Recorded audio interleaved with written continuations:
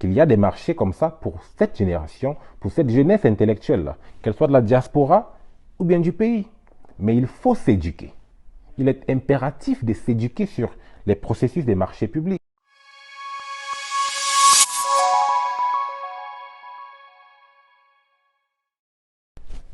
Je suis William Naga. Je suis entrepreneur, CEO et fondateur de l'entreprise Agora Hafsar au Cameroun. Nous faisons dans la digitalisation complète de la médecine. Nous faisons dans la formation, avec une école de formation au Cameroun. Nous faisons dans le génie civil. Nous faisons dans le matériel médical, entre autres. En fait, je suis également expert en biologie clinique. Formé à la faculté de médecine de Douala en immunohématologie.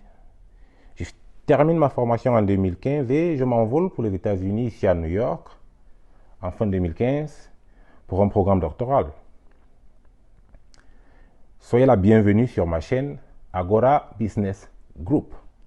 Quel est le but de la chaîne?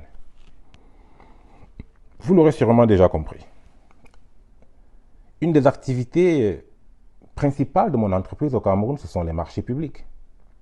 Mais de l'autre côté, vous êtes également assez familier, très certainement, de ces nombreuses plateformes qui vous parlent d'entrepreneuriat au Cameroun. Investir au pays, Startup Academy, qui font probablement d'ailleurs un très bon travail dans l'optique de promouvoir, n'est-ce pas, l'entrepreneuriat.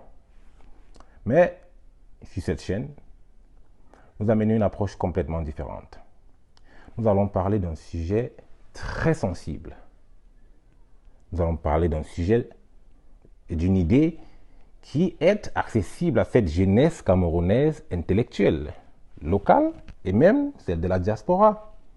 Malgré de nombreux préjugés, quoique les fondements sont très souvent aujourd'hui la palissade. Nous parlerons des marchés publics. Chaque fois que j'ai eu l'opportunité de discuter d'entrepreneuriat avec des amis de la diaspora, désirant retourner au Cameroun investir, et des amis, camarades et frères du Cameroun, et que je mette sur la table le sujet des marchés publics, une ambiance généralement morbide s'installe et il m'est toujours envoyé au visage deux faits. Premièrement, il n'y a jamais de financement. On n'a pas d'argent. Il n'y a pas de capitaux. Deuxièmement, tout est corrompu. Premièrement, c'est-à-dire que c'est d'abord pour les enfants des riches, c'est pour les nantis, c'est pour les multinationales. Le processus de recherche des marchés est corrompu, le processus d'acquisition corrompu, soumission corrompue, acquisition corrompue, délibération corrompue, livraison corrompue, et même le processus de paiement, n'est-ce pas? Le processus de paiement après la livraison, il est corrompu. Donc, généralement, quand on parle d'investir au Cameroun, personne ne pense souvent à se pencher sur la question du budget de fonctionnement et le budget d'investissement public.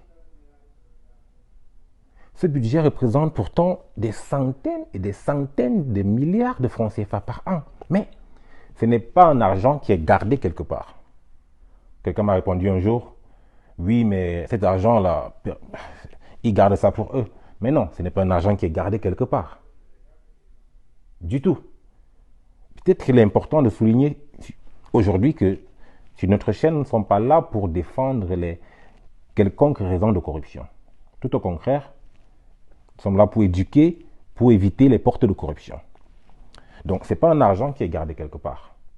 En fait, c'est une sorte de, pour dire ça très simplement, c'est une budgétisation, une valorisation des compétences techniques, technologiques, expériences diverses qui seront requises pour le fonctionnement et la résolution des problèmes de la vie du gouvernement, de tout l'État pendant l'année budgétaire. Mais ce sont les mêmes compétences que notre jeunesse acquiert chaque année dans les universités. Les mêmes compétences, sans parler de l'expertise de qualité que la diaspora acquiert à travers le monde. Mais il est reconnu que la diaspora camerounaise à travers le monde top rank. Le bas blesse à un autre niveau.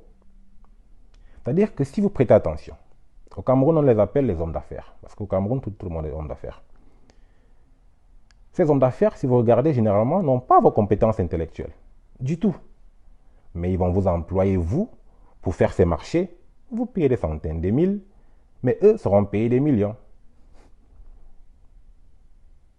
So one time, I remember I posted on my social media my frustration about this, on this topic. And a friend replied, yes, but I think I told you that it's for rich people and we don't even have money.